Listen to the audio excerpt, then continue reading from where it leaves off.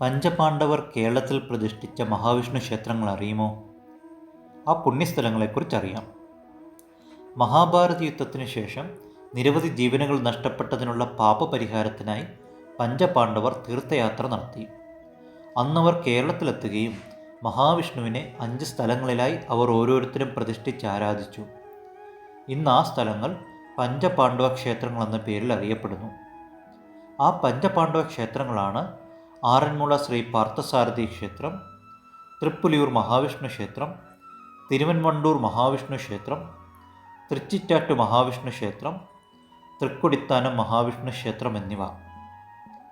പത്തനംതിട്ടയിലെ പമ്പാനദീ തീരത്ത് സ്ഥിതി ചെയ്യുന്ന ആറന്മുള ശ്രീ പാർത്ഥസാരഥി ക്ഷേത്രം അർജുനൻ പ്രതിഷ്ഠിച്ചതാണ്. പാർത്ഥസാരഥി ഭാവത്തിൽ 6 അടി ഉയരമുള്ള മഹാവിഷ്ണുവിൻ്റെ പ്രതിഷ്ഠ ശംഖും ചക്രവും ധരിച്ച് കിഴക്കഭിമുഖമായി ദർശനം നൽകുന്നു.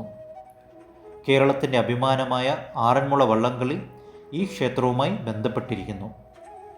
100 കണക്കിന് വിഭവങ്ങളോടെ ഒരുക്കുന്ന ആറന്മുള വള്ളസദ്യ ലോകപ്രശസ്തമായ ആചാരമാണ്. ചെങ്ങന്നൂരിലുള്ള തൃപ്പുലിയൂർ മഹാവിഷ്ണു ക്ഷേത്രം ഭീമസേനനാണ് പ്രതിഷ്ഠിച്ചത്. ഭഗവാൻ ഇവിടെ മായാപിരൻ എന്ന നാമത്തിൽ അറിയപ്പെടുന്നു. മായയുടെ നാഥൻ അല്ലെങ്കിൽ ലോകമെന്ന മഹാമായ സൃഷ്ടിക്കുന്ന അത്ഭുത സ്വരൂപനായ ഭഗവാൻ എന്ന് ഈ നാമം അർത്ഥമാകുന്നു. വിശാലമായ പ്രതിഷ്ഠയും പുരാതനമായ നിർമ്മിതിയും ഈ ക്ഷേത്രത്തെ ശ്രദ്ധേയമാക്കുന്നു. നകുലൻ പ്രതിഷ്ഠിച്ചതാണ് ചെങ്ങന്നൂരിലുള്ള തിരുവൻവണ്ടൂർ മഹാവിഷ്ണു ക്ഷേത്രം.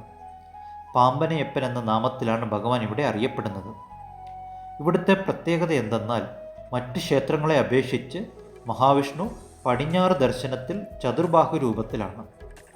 പ്രധാന ദേവനായ മഹാവിഷ്ണുവിനോടൊപ്പം തന്നെ ഉപദേവതയായ ഗോശാലകൃഷ്ണനും ഇവിടെ പ്രാധാന്യമുണ്ട്. കോട്ടയം ജില്ലയിലെ ചങ്ങനാശ്ശേരിയിലുള്ള തൃക്കൊടിത്താനം മഹാവിഷ്ണു ക്ഷേത്രം സഹദേവൻ പ്രതിഷ്ഠിച്ചതാണ്. അത്ഭുതനാരായണൻ എന്ന നാമത്തിലാണ് ഭഗവാൻ ഇവിടെ അറിയപ്പെടുന്നത്. ഈ ക്ഷേത്രത്തിലുള്ള ഒരു ചരിത്ര നിർമ്മിതിയാണ് കിഴക്കേ നടയിലുള്ള കഴുവേറ്റിക്കല്ല്. പുരാതന കാലത്ത് ജനങ്ങളെ തെറ്റുകളിൽ നിന്ന് പിന്തിരിപ്പിക്കാനുള്ള ഒരു മുന്നറിയിപ്പ് എന്ന പോലെയാണ് ഈ കല്ലിൻ്റെ പിന്നിലുള്ള സന്ദേശം. ധർമ്മപുത്രനായ യുധിഷ്ഠിരൻ പ്രതിഷ്ഠിച്ചതാണ് ചെങ്ങന്നൂരിലുള്ള തൃച്ചിറ്റാറ്റു മഹാവിഷ്ണു ക്ഷേത്രം. ഇവിടെ മഹാവിഷ്ണുവിനെ ഇമയവരപ്പൻ എന്ന നാമത്തിൽ അറിയപ്പെടുന്നു. ദേവന്മാരുടെ നാഥൻ എന്നാണ് ഈ നാമം കൊണ്ട് അർത്ഥമാകുന്നത്. ഈ 5 ക്ഷേത്രങ്ങളും അടുത്തിടങ്ങളിൽ സ്ഥിതി ചെയ്യുന്നതിനാൽ ഒരു ദിവസം കൊണ്ട് ഈ ക്ഷേത്രങ്ങൾ സന്ദർശിക്കുന്നതിനെ പഞ്ചപാണ്ഡവ ക്ഷേത്രയാത്ര എന്ന് വിളിക്കുന്നു. 108 ദിവ്യദേശങ്ങളിൽ ഉൾപ്പെടുന്ന ഈ ക്ഷേത്രങ്ങളിലൂടെയുള്ള വിശ്വാസപ്രകാരമുള്ള യാത്ര ജീവിതത്തിലെ കർമ്മദോഷങ്ങൾ മാറ്റുവാനും ആത്മീയ ഉന്നതിക്കും നമ്മെ പ്രാപ്തമാക്കുന്നു. ഓം നമോ നാരായണായ.